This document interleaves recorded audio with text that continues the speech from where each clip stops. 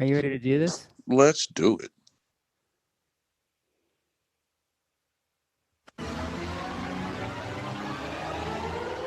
Ladies and gentlemen, brothers and sisters, This is a journey into sound. The fattest, funkiest tunes in town.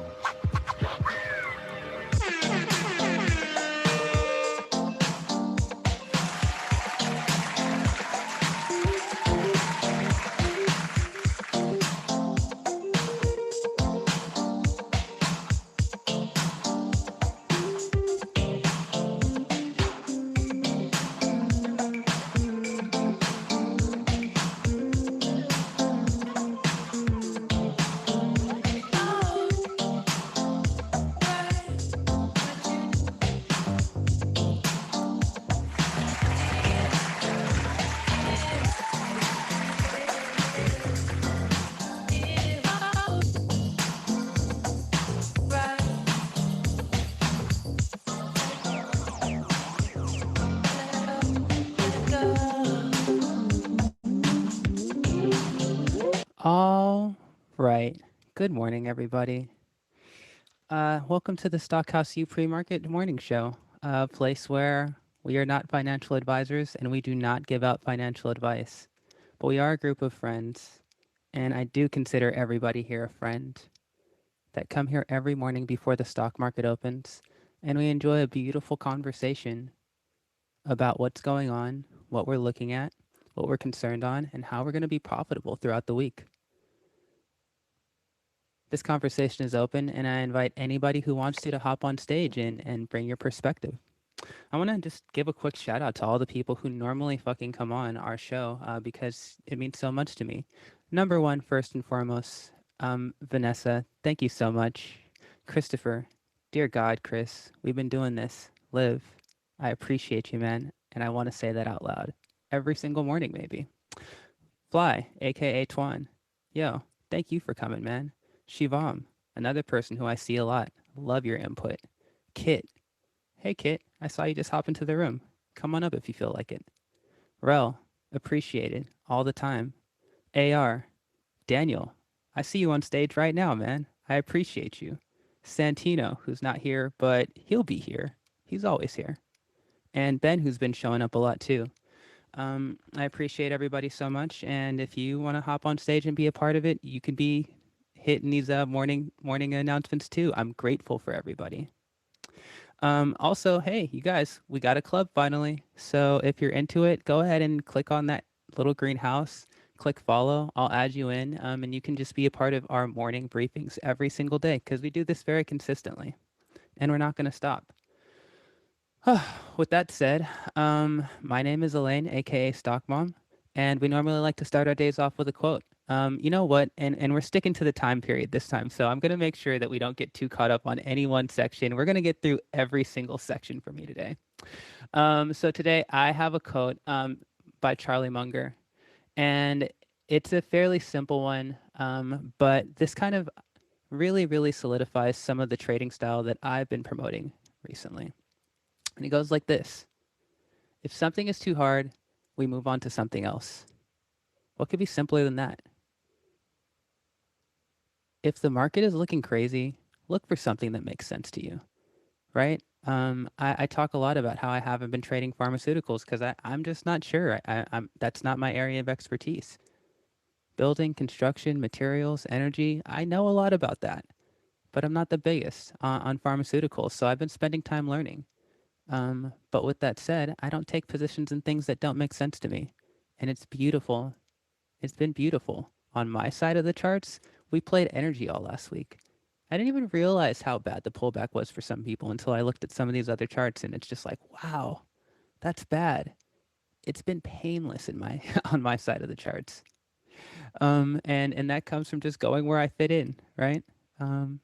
So as we move on today, I'm going to be talking about some things that are making sense to me. Christopher, good morning, man. Do you have a quote for the day? I actually do have a quote today. I'm glad that you asked. It was actually going to be, it's Women's Month, right? And so I wanted to bring something, especially with what we're doing. I wanted to bring Maya Angelou into it and just shout out to the women. If you were... Sorry. If you are always trying to be normal, you'll never know how amazing you can be.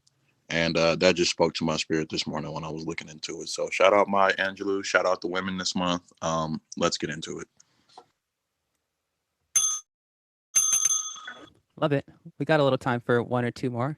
Anybody else have a quote of the day? I actually have a quote that I wrote the other day for not necessarily Women's Month, but just kind of helping people put things into perspective. The quote is, "No battle is greater or harder than the battle against oneself. Make sure you're a formidable opponent." And happy Monday. Happy Monday, Kate. We're happy to see you. Happy to see you too, and your locks are fabulous. Thank you. Anybody else? We got time for one more. Good morning. My name's Twan. I got one. Hit it, Twan. Want to hear about some motivation this morning. The money is already printed. All we got to do is go get it.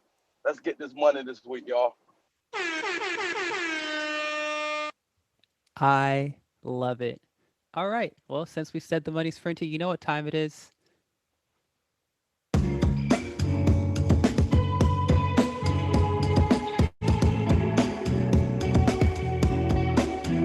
Futures. Okay, so first off, I want to just start this off by saying whenever I'm talking about a futures chart in the morning now, I'm just going to stick to a daily chart. So when we talk about our futures, I'm always going to be looking at the daily so we can just be really consistent. A couple of things I talk about are Fibonacci retracements. I'm going to be talking about retracement levels. I'm going to be talking about moving averages. They'll always be simple moving averages. And last but not least, I'm going to start talking about Valium profile. And so I'll be talking about point of control. And what is point of control? That's a place inside of all the people who have bought this stock. Where is the majority of the people who bought that stock? What price did they buy it at? And I think that is a really important metric, and it tends to line up with a lot of other things. Now, number one, let's look at the Nasdaq. So looking at the Nasdaq today, we're down about 0.88%, which is actually a recovery because earlier in the morning, we were down about almost 1.59%. So we're kind of seeing a little bit of a bounce back energy right now. And I think that that is a positive thing. Honestly, I was looking down and yeah, I was spending time looking down. I really wanted to see us touch that 12,467 level. We closed on Friday at 12,550 and proceeded to just open straight down for the day. But with that said, we're already making a slight recovery. And the question is stimulus, is the economic news going to help the market? Is that not priced in? Is the exuberance over, just the energy of the market and the energy of our Fed going to keep us from having a completely large pullback? And currently, I don't know. I am not sure. But if we pop under this 12,467 level, I mean, I have another level at 12,300, between 12,400 and 300 for me. And then after that, I'm looking at 12,000. I'm looking at another 300 points straight down. But that's just what I'm seeing on my charts. Now, if we can hold up above that and move into, so the past 2 days we've held at this 12,700 level and not been able to pop above that as well. But if we can, I could really get kind of bullish once again on the day. But the truth is our 200-day moving average is down here at 11,600, right? We're under the 100, we're under the 50, we're under our 20-day moving average. So there is a lot of momentum to the downside. We had a decent amount of buying pressure on Friday, so that's good, but here we sit. Let's look at our S&P 500 futures. A similar story. We're sitting inside of this descending channel, and we're at the top of it. And when we're at the top of a channel, where are we expected to go? The bottom, right? So for me here, and not only that, we were trading inside of a range that was a support, and now that support, I'm not sure if it's going to be a resistance or not. And so that range for me, hold on, let me Yeah, so that range for me, and it's where we opened today at. We closed yesterday on Friday at 3,831. And now we're still holding. I see 3,800. Yeah, I'm willing to give 3,860 the upper bound of that level. So we closed at 3,830. I want to see us break over 3,860 for the S&P 500 futures so far, and I'm not seeing that. On the way down though, we have 3,731 and then 3,677, and that correlates exactly with what I'm going to talk about on SPY. Let's check out the Russell futures, and wow, they already ticked positive. Russell's up 0.5% for the day already, so that's a that's a nice thing to see, and we're trading right in that range. We just popped into our 2,200 back to 2,300 range. I'm kind of liking that. I really want to see what happens with the Russell overall. Doing a quick look at a couple other futures. Crude oil, I know we'll talk about the news with crude oil, the other that happened over the weekend later on. But crude oil down about 0.18%, not a lot. It was down a little bit more. If the market does have a middling day, I expect oil to have a fantastic day. So this is going to be a chart I'm watching really heavily. Same thing with Brent crude oil as well. It's down 0.2% on the day, but that's not a big deal at all. That's something that's exciting. And let's see here. Oh, something I wanted to talk about real quick. Copper futures. Copper futures are forming a beautiful consolidation pattern. I would call this like an equal level consolidation. I'm not sure if it's going to break up or down, but we do have plenty of upside that I could get into if we do intend to break upwards. And in terms of the downward movement, I mean, our 100-day moving average is what, another 2% down. So there's really not all that much downside. I'm really into looking at what copper's got going on right now. I already see your mic off, Shibab. You want to talk futures with me? Oh, I'm so sorry. I didn't know that the mic is off. So sorry. No, you're good, man. Get in here. What are you seeing in your futures charts? Actually, I'm just trying to look at S&P 500, and I'm trying to, like, for last 1 week, I've been just trying to base my analysis based upon S&P 500. Mm-hmm. I'm not going to say I'm bearish or bullish. I'm very optimistic about the day. That's where I'm going to stop it. Interesting. I assume that there's some news reason why you're optimistic for the day.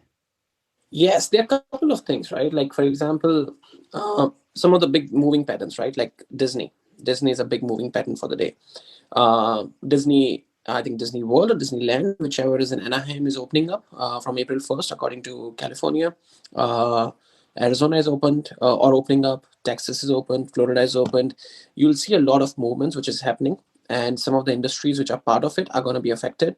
And that's where I'm seeing, like, things like Disney, Airbnb, they should pick up in coming time. And once they pick up, the rest of the trend should follow. So that's where I have an optimistic opinion, and I'm just following three things today: S&P 500, Disney, and Airbnb. Oh, I like that. Okay, that's interesting. And it kind of takes us to our next segment, which is not going to be trash trades for the day, and it's not going to be treat yourself. Our next segment is going to be called...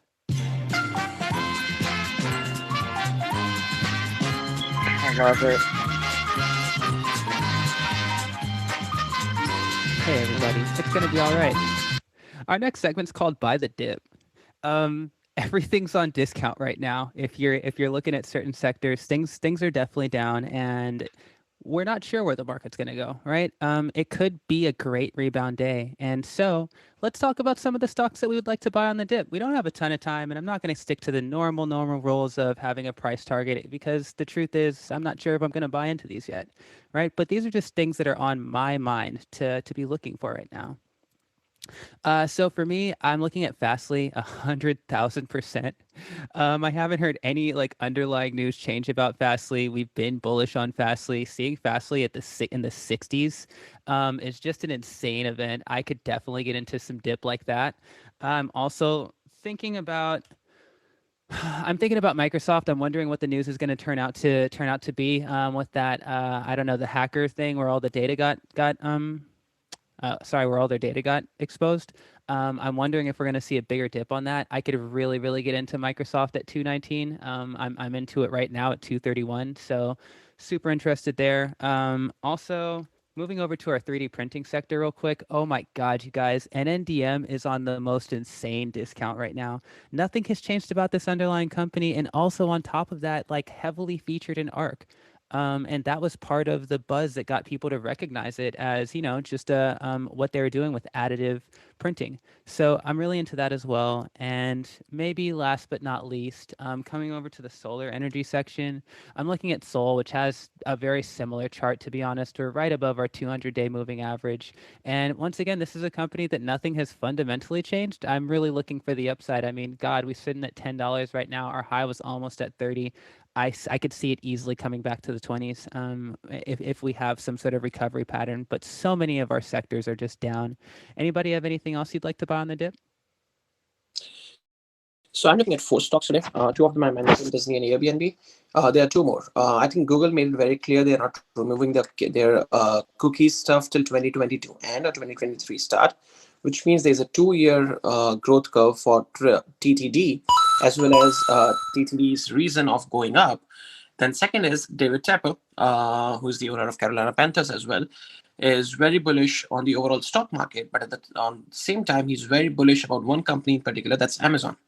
So these are the two companies I'm going to look into along with Airbnb and Disney. So that's one. And on the second side, happy International Women's Day to each one of you. I'll be dropping at 9 today. I'm in a panel with folks from Wells Fargo and WSJ, talking about equality and what I've done in my own portfolio team to bring it up to speed. So sorry for a small point of duration to talking, but these are the 4 ones which I'll be looking into: Airbnb, Disney, Amazon, and TTD. We love it, man. Anybody else have anything they're looking at specifically for buying on the dip? Yeah, I hop in. I'm loving the sound effects, Elaine. It's so amazing. Good morning, Ken. Nice to see you, man. Yeah, absolutely. So, just a disclaimer: I'm a day trader of options, mainly call options and vertical credit spreads. So I'm in and out daily to 3 days max. So I don't do any long term. So I just want to give a disclaimer before I drop these companies that I bought on the dip. Friday, a lot of stuff went on sale. I do a lot of vertical credit spreads on the S&P, which is the SPX, and also the NDX, which is the Nasdaq. Amazon went on sale like crazy Friday as well. Tesla went on sale Friday.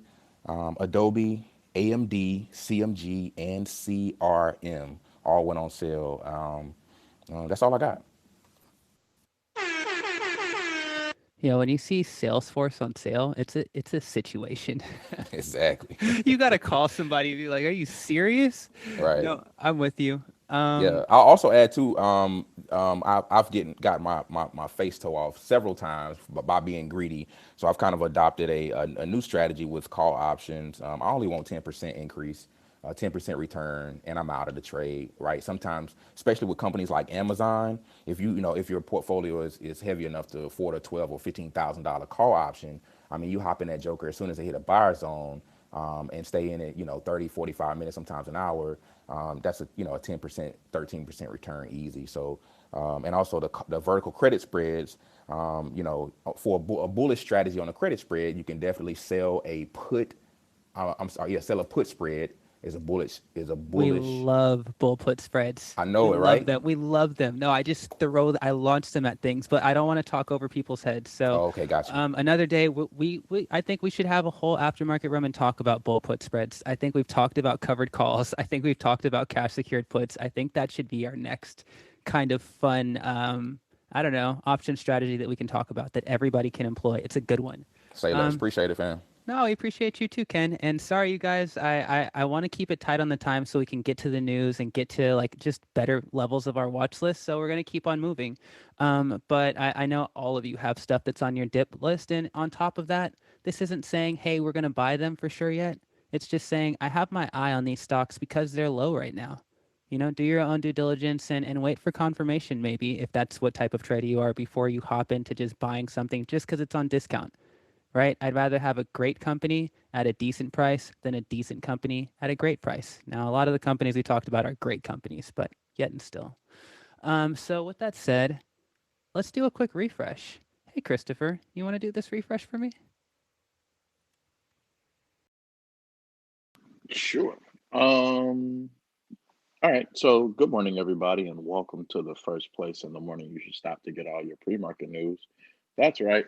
I'm talking about the Stockhouse Morning Show. The morning show provided by Stockhouse University, where this is not financial advice. We are not financial advisors, and this is not financial advice. This is just a conversation amongst friends who love talking about stocks and want to use the news and the market and to continue to be profitable. We think education should be accessible and affordable to everybody. So we have a free Discord that has tons of resources, over 1,800 amazing members at all different skill levels that are talking about the market and trying to grow as well. We also have free classes on Sundays. We would love it if you would join the community and contribute because together we are so much more powerful than we are individually.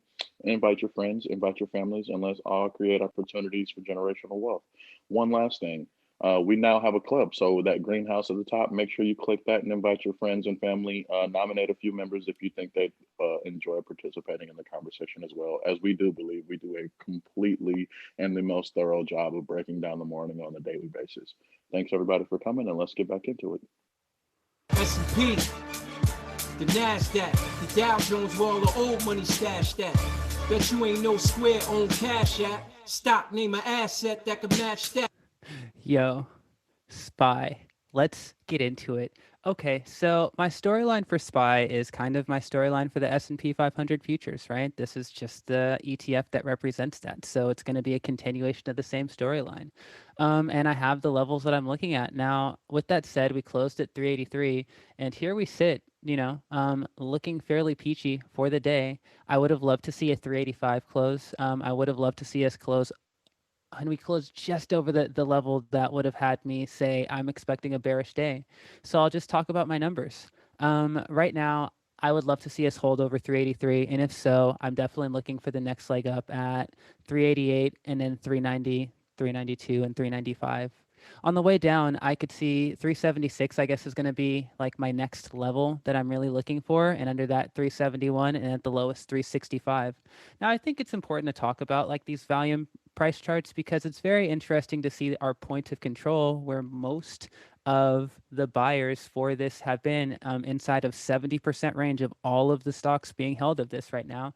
It's at 337, right? If we look at our 200-day moving average, that's at 346.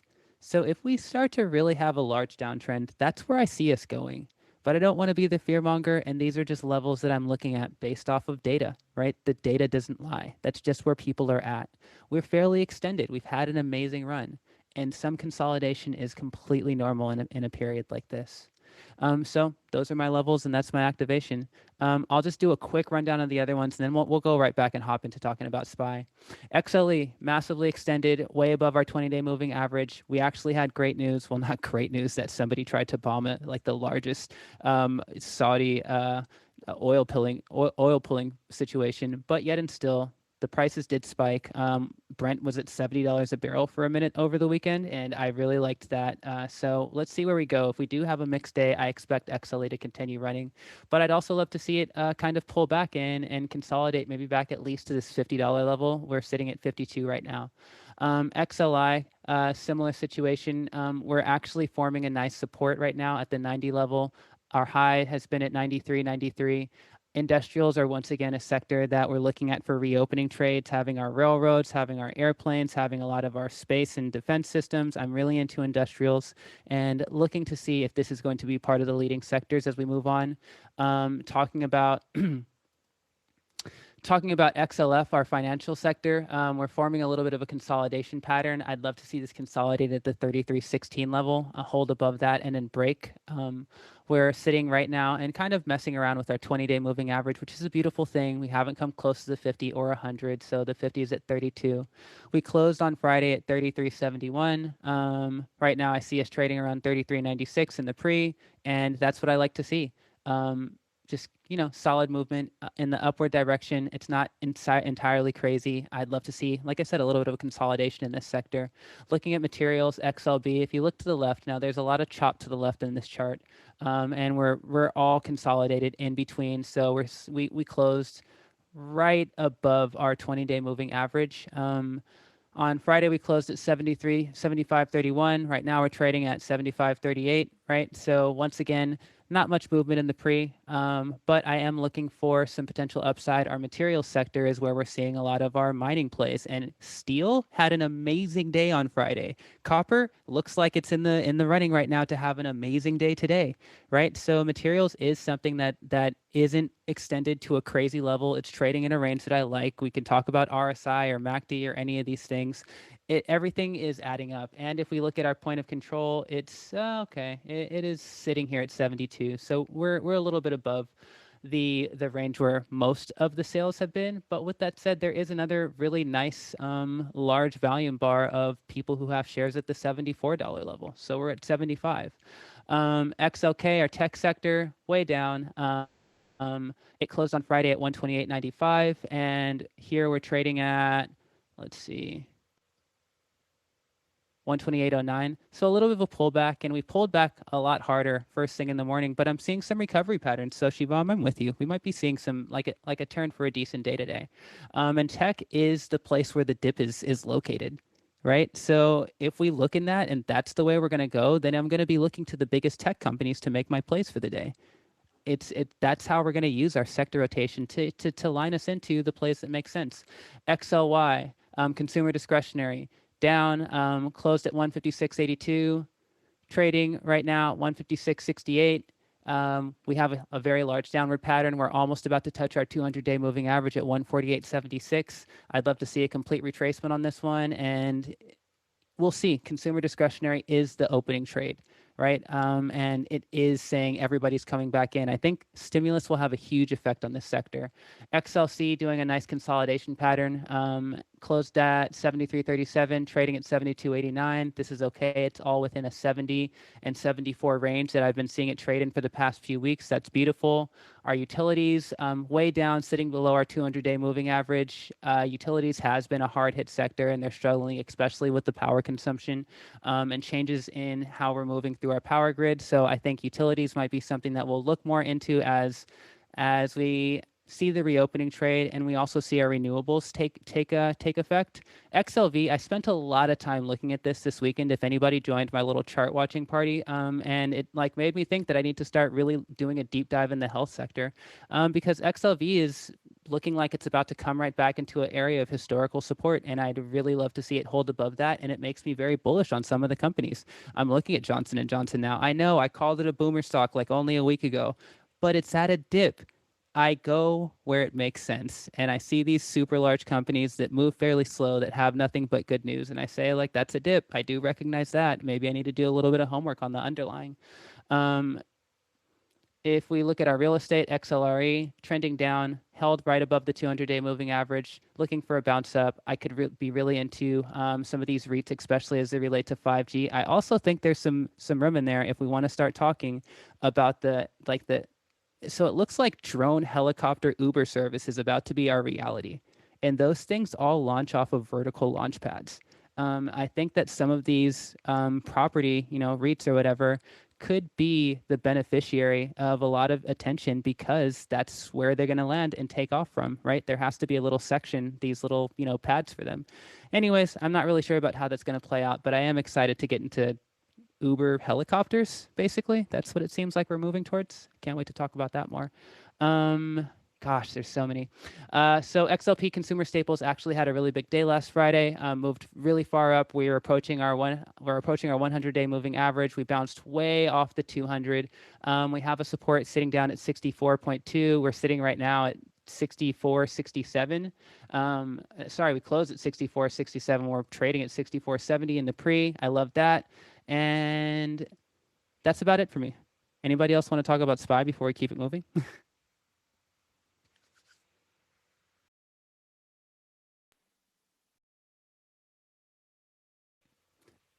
Oh, don't be shy, Christopher. You know you want to talk about SPY. Me and Chris were talking before this whole thing started about SPY. We were approaching the 9 o'clock hour. I didn't want to take too long. I kind of wanted to just say that I'm happy that it's looking like it's moving forward today, and I'd just like to see it hit 385 and stay there and consolidate between 384 and 385, so I can get confirmation on maybe a bullish reversal based off stimulus, or if the sentiment is still it's a bear market. If not, then I'll probably just take a nap. Yeah, I think we're still in a bearish trend, like a downward trend. I think that was a pullback. Could it go up and reach above 390 and start range expansion? Sure, but then it still has it's gonna still want to shoot back past 375. In my opinion, it did jump up and sit right on that sit right above 380 382.5, which was kind of strong, but let's see what happens. So I do have a couple of levels based on, just market sentiment and news. If we do get the stimulus and it's a positive effect, I'd like to see it break 386. But however, if within the first 20 minutes of the day things start to break a downtrend, I have SPY going to 372 by end of day. So I guess it just kind of depends on where we go in the first half an hour of the day.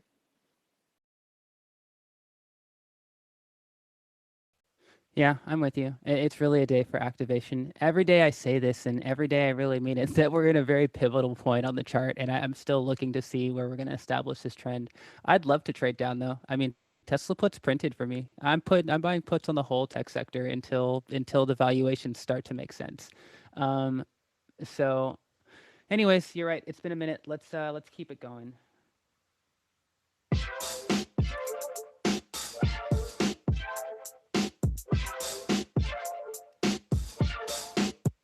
News.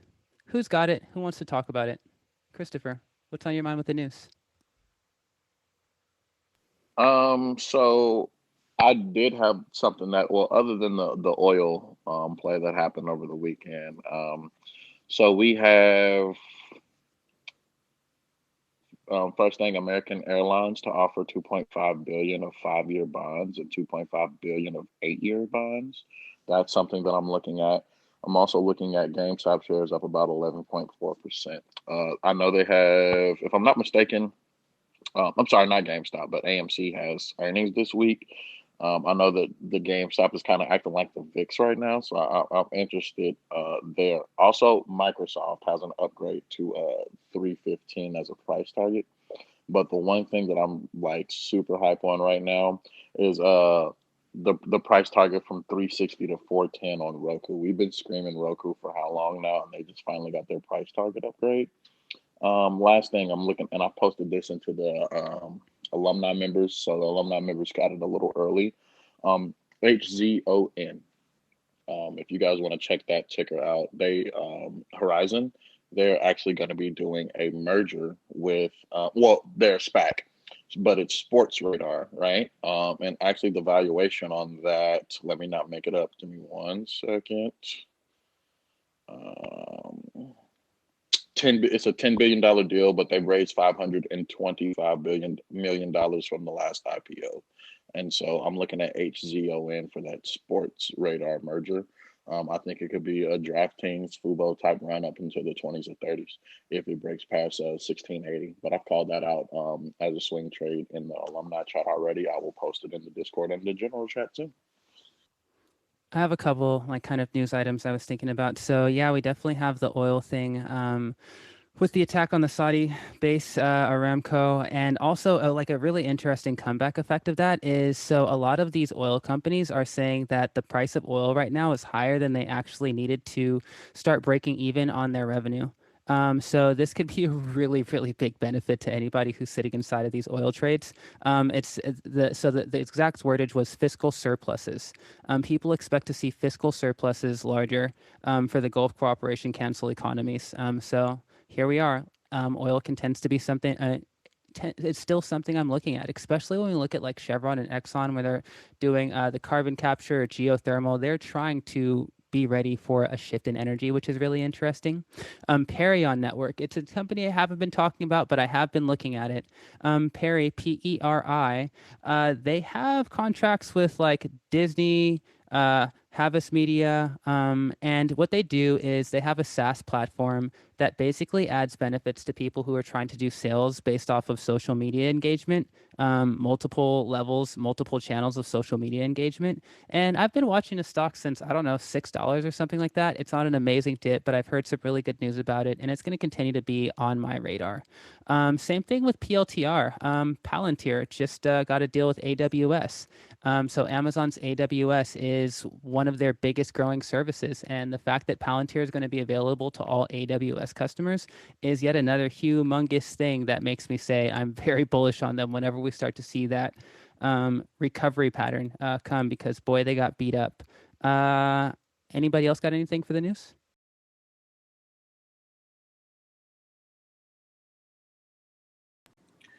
Yeah, I do have some news that I'd like to share. It's probably a little bit off topic, but Roblox, the gaming company, is releasing their their stock this week. It's going to be public, and I'm not really a gamer myself in that sense, but I do know there are a lot of kids and a lot of parents. And as we had a previous lady that spoke on here, I forgot her name, but she had mentioned that, if you know that kids are into it, it's most likely a gaming stock. There's a good possibility for a long-term investment.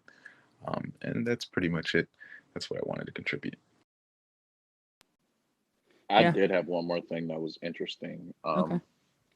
So CVS is using vaccine to start tracking data in ways that they haven't done before. So now, if you go to CVS to get your COVID vaccine shot, they are tracking your information and trying to make you a customer for life. So I'm looking at the open interest from CVS. I'm looking at that $100 strike, and it's about 10K of open interest on the $100 strike for January 2022, just based on the fact that they're starting to collect data now from COVID. Okay, a couple more things for me as well. So Jack Dorsey, we kind of had a whole conspiracy theory day a couple days ago in Aftermarket talking about Jack Dorsey, Jay-Z, and maybe the use of NFTs with Square. And I was the one who presented a very bearish case on the NFT use. Well, I did more homework over the weekend, everybody, and I rescind it. I've been wrong many times on this show, and I'll be wrong again. And I think I was wrong about this one. The guy is selling his first tweet as an NFT. He's definitely thinking about it. This is going to happen. And I want to talk more about use case later. So it makes me more bullish on Square. I'm looking at Twitter as well, being the main space where people are talking about these NFTs. That's a really big deal. Coming up real quick. So the semiconductor shortage is still affecting all of our favorite automakers. I think that's an important thing to say. And so we're hearing basically that they're revising their numbers that they expect to be able to put out. That is the pinch point, the pain point in their production. I think that's important. And also, last but not least, let's make sure we don't forget to talk about stimulus. So the Senate passed the stimulus bill over weekend. It has to go back to the House because it was amended. And we're expecting that vote to happen on Tuesday or Wednesday. The farther out that they push that, I know that that will have an effect on the markets, regardless of the fact of whether or not stimulus is priced in. But just from a mental perspective, nobody likes to hear that the stimulus hasn't happened yet. So I think that's something that we're really going to be looking at for the week as well. And I guess we should do a quick refresh and then get to our watch list because I don't want to run out of time. Does anybody else have any pressing news that they think we might have missed out? I'm super bullish on NFTs in general. Chris know my heart. That's good, Daniel, because I'm going to call you after this show. We're dropping an NFT for Stockhouse on Friday, so we need to get to it, man. Oh, that's dope. I'm with it. Okay.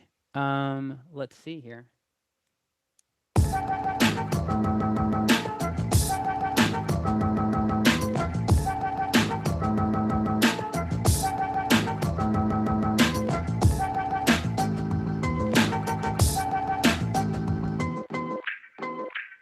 Hey, welcome to the Stockhouse U Pre-Market Morning Show. It's the #1 pre-market morning show on Clubhouse and everywhere. That's where I'm going with this, you guys.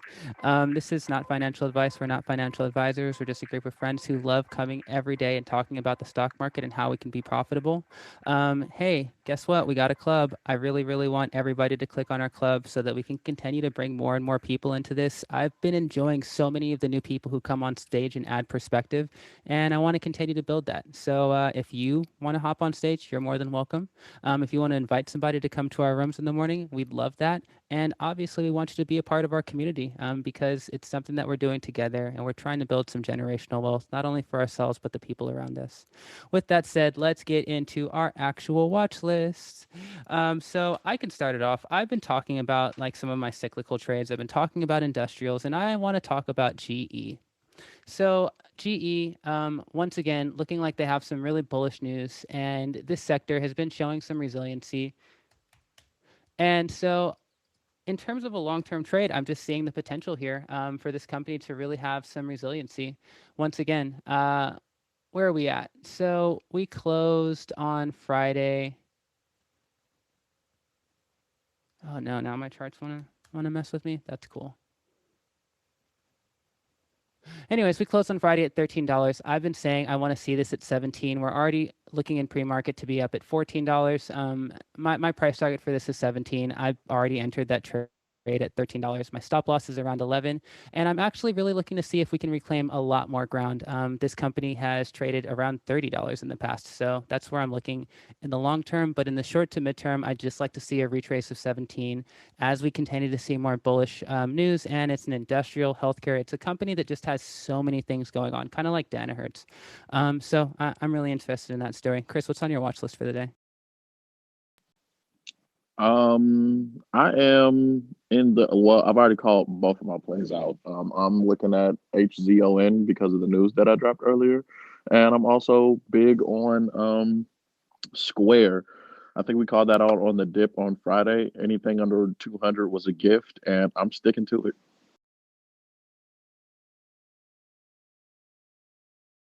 Hey, Vanessa, you have anything you're looking at for the day?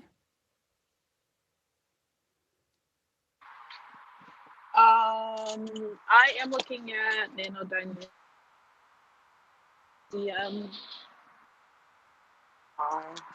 I'm actually coming down my garage, so I'm gonna service in a second. It's all good. I'll do the NNDM plug for you. Yeah, this thing has been on a dip. We're seeing it sit at $5 or $6 or whatever it was. I mean, she was trading at $14 2-3 weeks ago. Let me pull up a chart. Yeah. Okay. So we're sitting here. 659, I think, was the low on Friday. And yeah, the high at this was $17 only. 1, 2, 3, 4, 5, 6. On January 29th, I could easily see us come back. Nothing has changed about that underlying company. The entire 3D printing sector has taken a haircut, and they're going to be involved in manufacturing. I know. And on top of that, I don't know if you guys remember, we had an auto person come in here and say, hey, the company that figures out a way to 3D print metal, that's what's really going to change the game. Well, guess what? Desktop metal does print metal. Go figure, right? So the entire industry has many different use cases. They're being expanded. We have our boy David on stage who does some 3D printing himself if he wants to talk about that for 2 seconds. I'm very bullish on the direction of all of our 3D printing companies, but specifically Nanodyne. Yeah, I agree with you. But I'm obviously, I'm bullish. I was just talking about with you earlier how I think our 3D printing company just got a multi-million-dollar investment to kind of kick it up and get a facility running. So I think a lot of people in the public are starting to actually see the value. And like you're saying, printing car parts, we actually had a printer set up where we had a contract to print race car parts for Volkswagen. So that has already been a thing. And there's a lot of small, intricate parts that you can actually print to make engines run more efficiently based on the methods of cooling that you can use by printing complex patterns for airflow in them. So there's a lot of interesting things that as people start to get more into 3D printing, you're going to see all these random applications of all these little small products that are really tough to manufacture where we can print them a little easier and better that are going to kind of pop up, and it should be pretty good. I know you like NNDM, which I like them too, but I also want to point out VJet. They are just basically lost about 50% of their value over the last week and a half. But I think out of all the 3D printing companies, they have probably the best base. And I think they're targeting a good market. And I bet you that they'll probably be one of the biggest at the end of it. I love to hear that. And something that's really interesting is that the point of control, the place where most of the buyers have owned these stocks right now, it's far below the price, right? So they have taken a huge run up, and once again, this pullback doesn't make me any less bullish on the overall use case. I'm actually even more excited the farther down they go because I'm going to buy the heck out of these dips. This is an industry that's just getting started. Liv, what are you looking at for the day? Well, I'm looking at corn, soy, GameStop, one penny stock called INND. They do hearing aids. I'm looking at Boeing, and I'm looking at Tesla. I like that it's up $5. I'm gonna get ready to load up on some puts, whether or not the market tanks after like 9:45. And I'm gonna sit back and do some shopping for my Roth IRA with XL and then DM, Fubo, just to name a few. And I'm gonna take a nap. XL is on a huge discount. I agree.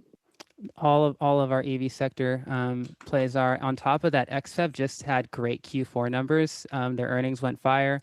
I think they have a hit on both revenue and EPS. I'll double check while we let Fly talk. Morning, Antoine. What you looking at for the day? Good morning. Good morning. I like Lam Research. Ticker symbol LRCX. The entry would be 562.87. Price target is 598.81, and I will put my stop around 555. What was the ticker again? Fly? Lam Research. The ticker symbol is LRCX. LRCX. All right, thank you. Hot off the press, real quick, guys. I've been talking about Dish since they wanted to secure, like, I believe it was DraftKings last week. How about they just bought Republic Wireless, and now they're jumping into like the space. They're trying to compete with like AT&T, Comcast, and get into that wireless space as well. I'm super bullish on Dish now. Love it. Also, just real quick, that XPEV earnings. So they missed by 2 cents on the EPS, but the revenue was a $32 million beat, which is a 345% year-over-year growth right now. And deliveries are up as well. So they're up in pre-market by almost half a percentage point. So that's something I'm just enjoying. All of our Chinese EV things are just on discount. You said that's XO? XPEV, XPEV. Oh, XO, yeah, XPeng, yeah. Daniel, go ahead, Kit. No, it's cool. It's your turn. No, if it's Daniel's turn, it's cool. I'm just here. You know me. It's an International Women's Day. Go ahead, Kit. You're good. Well, oddly enough, the things that I'm looking at are things that we don't really discuss much. And it's probably because I got them and it's a miracle that they're even doing anything. But Callan Petroleum, CPE, it just hit its 52-week high. It's at $40.14 a share. I got in at like $6 a share. And this was back, when did I do this? So I had owned them back in August, and they did a reverse. It was like a 1-to-10 split. So back when they did this split, it was like around, I can't remember what the amount was, but when it split, it was like for $6 or something a share. And so now, like I said, they just hit their 52-week high. It seems like a lot of like the gas, petroleum sectors are doing really, really well right now. Gush, I was talking about this play in another room. They're up at $89 a share. I got in at like $39 a share. So just watching those. And another one that it also did a reverse split, but it's doing better than I expected, is Groupon. Groupon is at like $62.84 a share right now.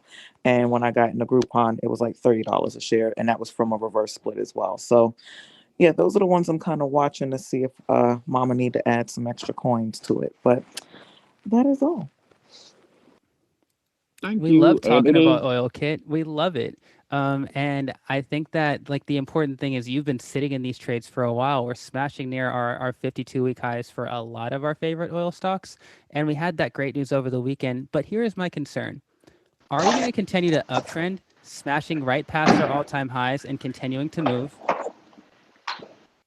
Or are we going to take a little bit of a pullback to a mean, one of our moving averages, and then continue to run? Well, the oil news sounds good, so I'm sort of with you. Whichever way we go, I'm going to be trading it. I'm just, for the people who are listening to us talk about how bullish we are on oil and how enjoyable it is, and looking to maybe take a longer position in it, we are looking at oil barrel price per barrel at 70 near the summer, but we just hit that now. Right. So the question is, how much farther are we going to continue to run? Or are we going to start to trade in range for a little while? And that's what this sector does do. It trades in a range. So once we hit the top, we kind of wait for it to sell off, and then we hop right back in. My bad, Daniel. You have a stock you're looking at for the day? No, no worries. I like HZON.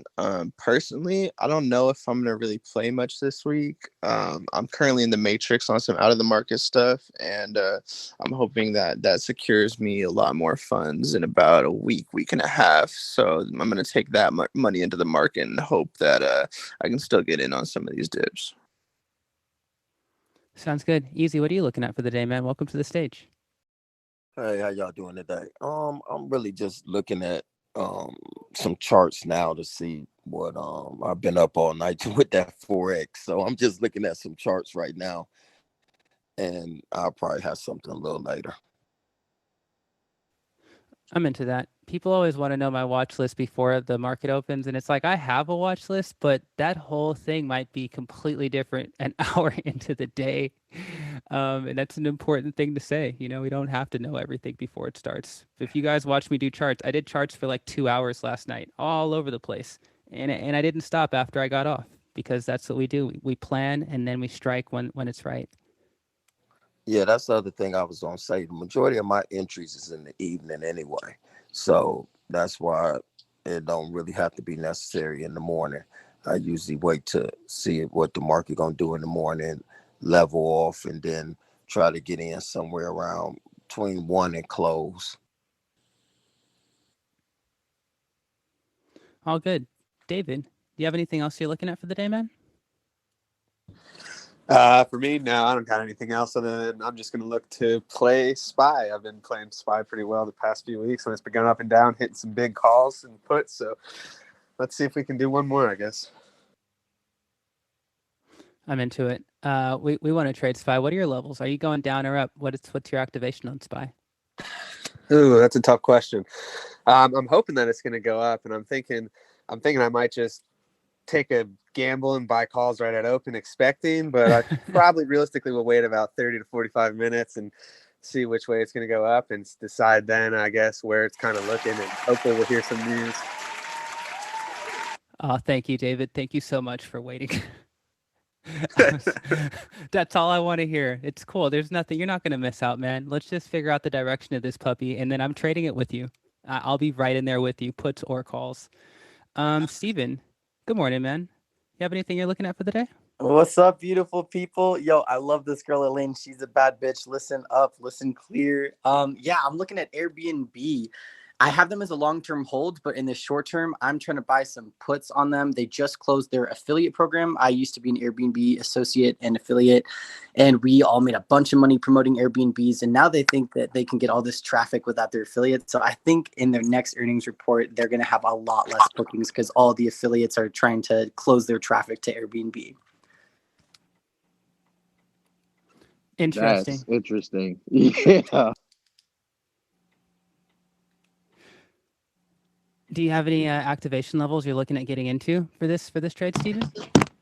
No, I'm going to be looking into that today. And like you guys said, I'll probably make my decision around 1 to 4. I like that a lot. Good morning, Shanice. Morning. My watch list today consists of pretty much CVS. Pretty much when I rode past a couple CVS's this weekend, the lines were forming lines outside for the COVID test. So that was like a sign for me to pull them up and chart them. They're looking pretty good for a call today. I'm also looking at Boeing for put, I believe, and I'm also looking at Advance Auto, and I'm looking at Chewy.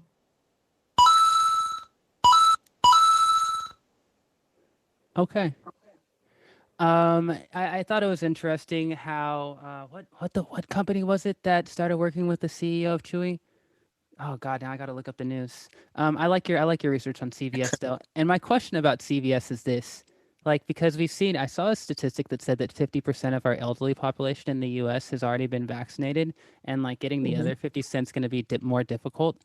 And then also looking at the disparity between like the race racial breakdown of who's getting vaccinated and who's not.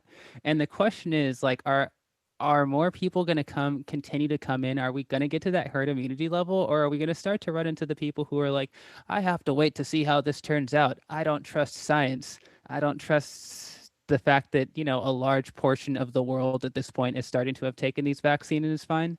In America, we have a large amount of skepticism in that individuality thing.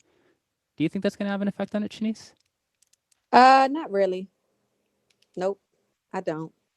Um, I think it's going to pretty much just come to a point where it's going to be like it's no options, so it's not even going to matter. Interesting. We're going to follow this story together, but I like your DD on this a lot. Larko, good morning, man. Anything on your watch list for today? After last week, I'm just trading the SPY and the QQQ. That's all you need to trade in this crazy market. But I'm still bullish NEO too. But I'm looking at the SQQ, see if it can hold the 15 level. Basically the QQQ, see if the QQQ can break 308 to 310. And then I'm looking at the SQQ to go down. But the way this market's been, we got to see. It's like gambling. Yeah, I agree. I mean, we're looking at the futures. Everything's kind of starting to tick up a little bit. I'm seeing Nasdaq start to recover a little bit. S&P's already ticked green. Russell's ticked green. We might be in for a decent day, y'all. I'm happy whichever way we go for it, but this could be the pump fake too. Kesey? I don't want to get your name wrong. Good morning. Welcome to the stage. You have anything that you're looking at or you wanted to talk about?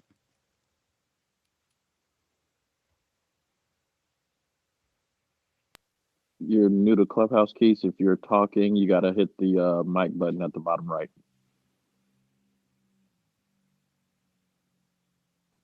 Okay, I'm sorry. I don't really use this first time, but I'm looking at SOS. Friday was a good time to buy in. We was hoping that it was just Bitcoin would go up and then it would just at least hit that $8 mark. But it's a nice time to get in. It's around the support level. If you catch it around 530, 550, still a good price to jump in. Yeah, we've kind of had SOS on our watch list as well. And looking at what Bitcoin's doing, I'm liking this consolidation. With the 48,000 around this sort of level, coming up and above and back and below. I like to see us holding at 51 today. I'm really starting to become more bullish on Ethereum. I know this isn't a crypto channel and we're not going to talk big crypto too much, but looking at the Ethereum chart, I like the breakout that we've been having off of this consolidation personally, and I've been hearing a lot more news about them doing kind of a buyback on their coins to reduce supply, which I thought was great. And I think that combined with the fact that their transaction rate is sort of a bullish thing. If we start to hear crypto companies like some mining companies that were specific into Ethereum, I could get into that. I was just going to mention that buyback as soon as you started talking. Now, the buyback is a big deal. Very big deal. Do you guys think a chart on crypto is representative of your knowledge in charting on stocks? No, it's representative of whatever Elon Musk tweets. It is fully representative. And the Elon tweets have been ridiculous too. Have you guys seen? So the Elon tweet about him offering full self-driving capabilities to everybody who has a Tesla. I can't wait to see how that turns out. He's saying that the beta is going to be open to even more people. Extremely interesting. And with that, I think we're going to have to end it and start to get into our affirmations for the end of the day, unless anybody has one burning stock that they wanted to talk about. The internet also freaked out when they thought he was dead. Elon's going to be fine. So real quick before we end, I just wanted to thank everybody who came to our Trade Like a Pro seminar. I think we had a really good event. And it's crazy because I had so much that I really wanted to go over and we didn't even get to all of it. So we started a premium section for our alumni and we're going to be just adding a lot more value to that. I'm going to be working on videos explaining our full top-down analysis. I went live last night and did some charts. I'm going to be going live even more for our alumni and just wanted to give back to you guys because what you did was awesome, and I really think we had an amazing time. But I want to keep bringing that information because there was just so much, and that's the difficulty with these things. There's so much to talk about every single day. But with that said, let's get ready to get into the market.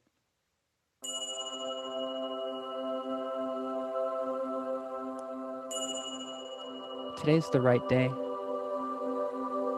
I'm going to get it right today. I will trade with the trend. I'll not trade based off of fear. I'm not going to miss out. I'm right on time. Trading is easy. Trading is enjoyable. Being a great investor is something that comes natural to me. Because I'm in sync with the market. I'm happy for the opportunity to be in the market. I'm grateful for everybody on stage and everybody in the audience. And I'm extremely grateful for this opportunity to create generational wealth for myself and the people around me. Trade to your plans, everybody. Stick to your stop losses. Wait for confirmation. And let's have an amazing green day. Thank you so much.